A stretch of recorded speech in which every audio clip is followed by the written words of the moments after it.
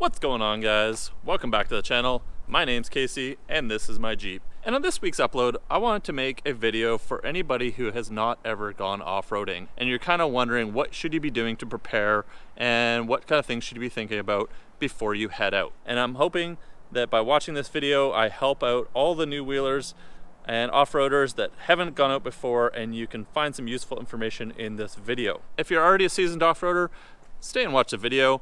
Maybe there's a few things that you maybe haven't thought about before, or maybe there's something that I'm not thinking about. Go ahead, leave a comment down below, and that'll just help out all our new off-roaders that are watching this video. If this is your first time stopping by the channel, welcome. I would love to have you guys as a subscriber on the channel. Every week I upload a video, whether it's a vlog out off-roading, it's a new product that I'm reviewing or doing an installation guide, or sometimes I'm just covering what's happening in the Jeep and off-road community news. So think about hitting that subscribe button. If you're already subscribed, thanks so much for coming back to the channel. Appreciate all the new subscribers that have joined us here on the channel.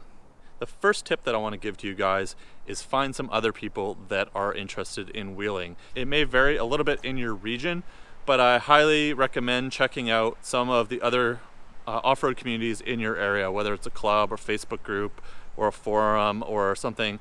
Don't go out off-roading alone. If it's your first time, find somebody else, go with a group, go with some other people that know the area and understand off-roading, and you will have a great time your first time out. Everybody that I've always met with four-wheeling is always happy to share information and teach others and just spread the knowledge. So the next tip, go prepared, guys. You never know what you're gonna encounter when you're out on the trail for the day. So clothing, make sure that you've got whether a second set of clothing, make sure you've got a warm jacket. I always wheel with a rain jacket, waterproof pants. Make sure you have proper footwear when you're going out. And the other thing is, take some food. I usually bring a lunch with me, I bring several snacks, and then I bring a little bit of extra food. I keep some protein bars in my glove box, because if you end up out there an extra 3 or 4 hours and you start getting hungry, you're just not going to enjoy yourself.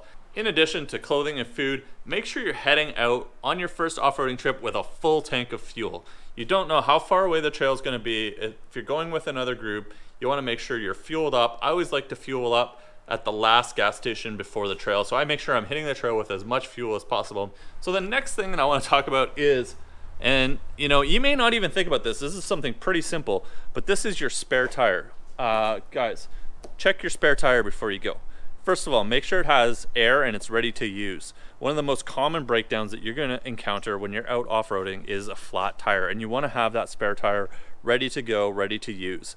One thing that I noticed, guys, when I first bought my Jeep and I went to take my spare tire off, those bolts, the lug nuts that were holding it on were completely seized. So if I would have gone and had to use my spare tire when I was out off-roading and I didn't check to make sure that I could get it off of the back of my Jeep, I would have had a really difficult time, and I had to use a breaker bar in order to get those lug nuts off.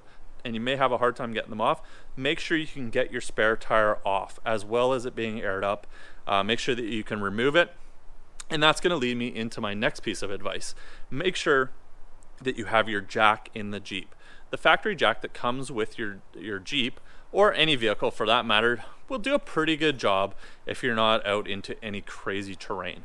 So make sure that you've got your jack in your Jeep or your off-road vehicle, whatever you're taking out.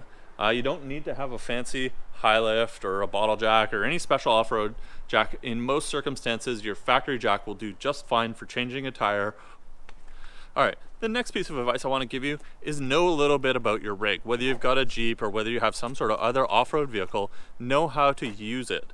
I guess what I'm trying to say here is understand how it goes into four-wheel drive, how you put it into four-wheel low. You know, it can be a little bit finicky. Things like on the JKs, for instance, it's easy to put it into four-wheel high. You just click under a certain speed. I think it's 50 or 60 kilometers an hour. You can just click it into four-wheel high. But if you want to go into four-wheel low, you need to stop, put it in neutral, and then put it down into four-wheel low, and then put it back into drive. Or if you have a manual, same thing. Take it out of gear, put it into neutral, put it into four-wheel low. Now there's some quirks. So you may want to just, if you have a driveway or straight stretch of road, practice and make sure you're familiar with putting your Jeep into four-wheel low. Don't go driving around too much. but just if you're able to drive 30 or 40 feet down the road, make sure you can get it into four-wheel low. Make sure there's no problems with the four-wheel drive engaging, things like that. You want to be able to make sure you can get into your four-wheel low before you go out on your adventures, and that you're familiar with it. You know, another kind of quirk with the Jeeps, with the JKs anyways, is if you want it to put it in four-wheel low or come out of four-wheel low, if you just recently turned a corner on a trail, you got to drive straight for 50 or 60 feet before it's going to let you pop out of that four-wheel low into neutral and back up to two-wheel drive. And so you're going to always be coming in and out of it. You want to be familiar with how to do that, and you want to be able to do it quickly and confidently, because if there's a line of rigs out there, of off-road vehicles, you don't want to be sitting there trying to figure out how to get it out of four-wheel low and back into two-wheel drive so that you can go through a straight long stretch to another trail or something like that. So be familiar with how your Jeep works. You know, that advice also carries forward to if you're going to be, say, disconnecting your sway bars. If you have a Rubicon, it has an electronic sway bar disconnect. Maybe you've added aftermarket manual disconnects to your sway bar. Just understand how that works. If you've got a Rubicon and you're going to be using lockers, or you've got lockers in your Jeep, understand how that works as well. Okay guys, the Rubicon lockers are a little bit particular until you get used to them. You've got to be in four-wheel low, and when you hit the locker button, it's going to start flashing. It doesn't lock up immediately. Sometimes you have to move forward a little bit before the locker is going to engage. You hit it a second time, it's going to enable the locker on the front. So just understand some of the basics of how your Jeep works, some of the features you wouldn't find in a normal vehicle. And that's going to be around four-wheel drive, that's going to be around the sway bars, and that's going to be around using lockers, depending on whether or not you have those. So there's some essential gear that I think you should have in your Jeep before you even consider going off-roading. The first, get a first aid kit, guys. Make sure you have a first aid kit so you can deal with some minor injuries when you're out on the trail. You can order these pre-configured off Amazon. They're maybe 40 or 50 bucks. It's a great investment to have in your Jeep, just to give you a little extra preparedness if anything unfortunate happens when you're out. Okay, that's going to be the first thing.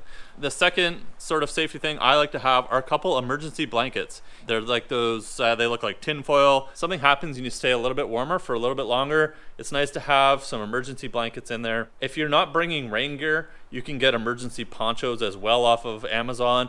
They're a couple dollars. You put them in your glove box or a storage area in your vehicle. And if it starts pouring rain, you got to be doing something outside, you can pull that emergency poncho out, throw it on, and you're going to stay dry. And especially if it's colder and you're off-roading in the winter, you want to stay as dry as possible, because if you get wet, you're going to get really cold.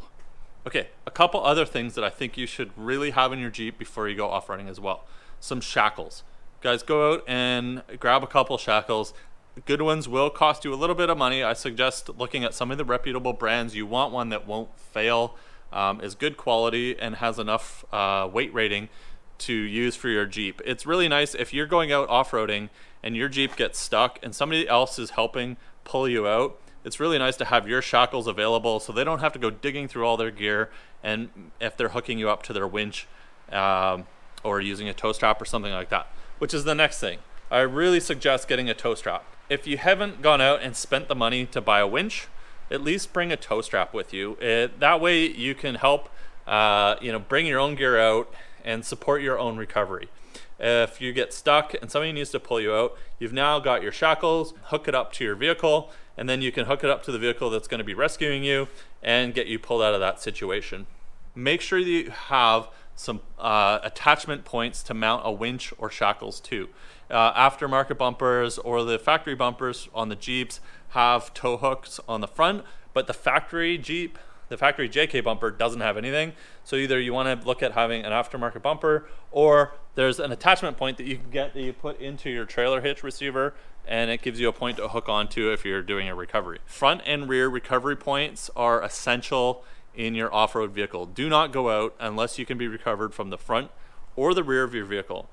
There's events like Jeep Jamboree that I'm going to that you cannot attend unless you have recovery points in the front and back of your vehicle. Now, the last piece of gear that I think is really important, but it's a little bit expensive, and you may want to think about this depending on how much off-roading you're doing, is a winch, guys. I use my winch all the time. I can pull people out. I can pull myself out if I'm stuck, and a tree saver to hook onto a tree if you need to pull yourself out. So just some really basic gear. At the very least, bring shackles, bring a tow strap, Make sure you have recovery points on the front and back of your rig. And if you're off-roading often, I would highly suggest getting a winch for your vehicle as well. Another really important piece of gear I think is a really good thing to bring with you is a fire extinguisher, and not one of those little 2-pound guys. I bring one of the larger 5-pound fire extinguishers. I always keep it in the back. You never know when something may happen, whether there's a vehicle fire. You could save that entire vehicle with that fire extinguisher. So I highly suggest bringing a fire extinguisher, keeping it in your vehicle, in your trunk space. If you want, get a couple of the smaller 2-pound ones and mount them to your roll bar, or maybe under your seats or something like that. But bring one of the larger fire extinguishers. Keep it in the back of your Jeep. You never know when you might need to use it. And if you do, you will be super appreciative that you brought it with you. Another thing to consider bringing with you guys is a radio.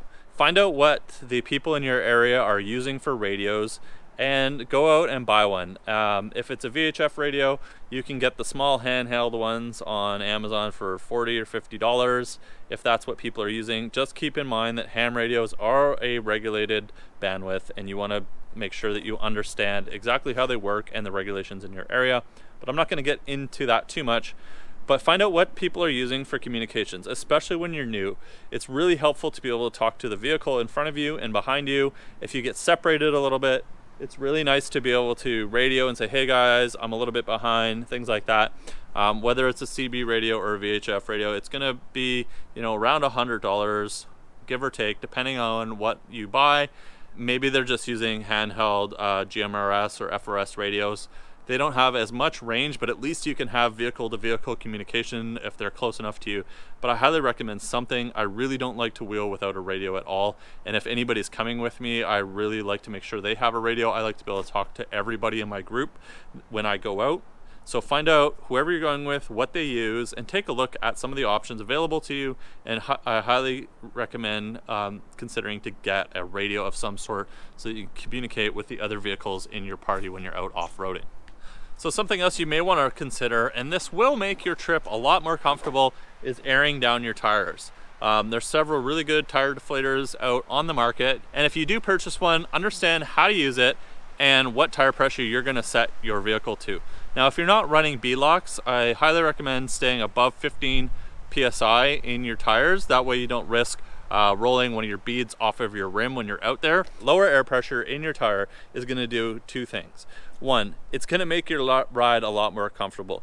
If you're going across really bumpy roads and surfaces to get to the point where you're doing some actual wheeling, it's going to absorb those bumps and not transfer as much up into the mechanical components and basically into you. So it's going to improve your ride. The other thing is it's going to improve your traction. When you air down your tires, it expands the footprint of your tire on the surface that you're traveling on.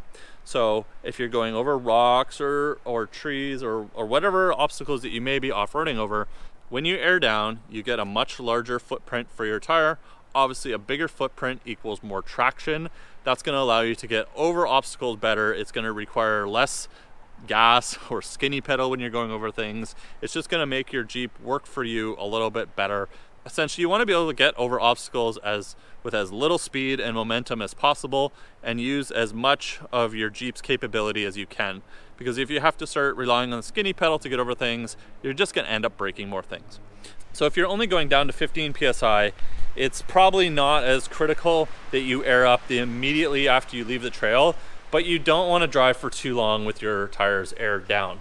What happens is with that expanded surface area, your tires are going to generate more heat, and it's basically going to wear out your tires faster by driving them on low pressure. A lot of people will have onboard air, whether it's air compressors or a power tank with compressed CO2. Maybe one of the people that you're wheeling with will let you use their onboard air to fill up. But in general, if a gas station is not too far away from the trail that you're exiting, drive to that, use their air, fill your tires back up. But airing down when you go off-roading is a super important technique to get your vehicle performing better, as well just a more comfortable ride when you're out on the trail. So one thing that I absolutely make sure is always in my Jeep, and something else for you guys to consider, is tools. Make sure you have enough tools to at least change your spare tire so that you can get your tire off, get your wheels off of your Jeep or your off-road vehicle, and be able to change those tires. And it's nice just to have a general basic tool set with you in your vehicle. The other tool, it's kind of a tool, is navigation of some sort. But I like to have a tablet in my Jeep as well. I use an application called Backcountry Navigator. There's quite a few out there. They vary a little bit depending on what region you're in. At the very least, you can use your phone and you can put Google Maps on it, and you can offline the Google Maps and probably get a good idea of where you're going, where you're heading for the day, and what the trails may look like. You can always go and get a map book depending on where you are as well. Depends on your area, but the people that you're wheeling with will have a good idea to tell you, where can you get maps from, what kind of maps should you be using that are the best for your area, whether they're standard physical maps or whether you're going with an electronic map. It's really nice to have some sort of map and navigation system with you in your vehicle so that you can just see where you're going. I also like to use it to record where I've been, so I know where I've gone, I know the areas that I've been to, and I can use those the next time I'm out there, or I can help somebody else and show them where some of the trails are, where some things may be harder obstacles, and whether or not we need to go around them, or we can go right through them depending on who's with us in our group that day. All right, guys, that pretty much wraps up the list of things that I wanted to talk about to give anybody that is thinking about going off-roading, 4x4ing, anybody that's thinking about giving it a try, going out for the first time and isn't sure what they want to bring, what they should be bringing, or what kind of questions they should be asking, or just generally how to get out for your first time. Some of you guys that off-road a lot or have been off-roading a long time, thanks so much if you've stuck along this far in the video. If there's anything that you can think of that I maybe didn't cover that would be really good advice for anybody that's thinking about getting into off-roading, leave it down in the comments below. As well, if you're thinking about going off-roading and you've never been before and you have other questions, leave them down below. I read all the comments that everybody leaves on every one of my videos, and I try to reply to every single one with the best advice that I can give you guys. So leave those comments down below. Also, if you enjoyed this week's video, guys, make sure to smash that like button. I really do appreciate it. It helps my videos get noticed on YouTube, and then they get recommended to other people and more people watch them, and it just helps the channel grow. And I really do appreciate everybody that has joined the channel, has subscribed already. If you're not, smash that subscribe button. Make sure you have those notifications turned on so you can see when I upload a new video. I would love to have you as a subscriber here on the channel. I will be continuing to make these videos every single week all year long, if not 1-2 videos a week whenever I can. And they will be a variety. As I said before, I like to do vlogs when I go off-roading, installation guides, reviews of any new products that I buy so that you guys know whether or not you should buy them as well. And I like to cover any news that I find around Jeeps or off-road type events. And I will be making videos about all of those things throughout 2019. So help me grow the channel, guys. Hit that subscribe button. Thanks so much for watching this week's video. I hope that you found it helpful and informative as always. And I will see you guys in the next upload.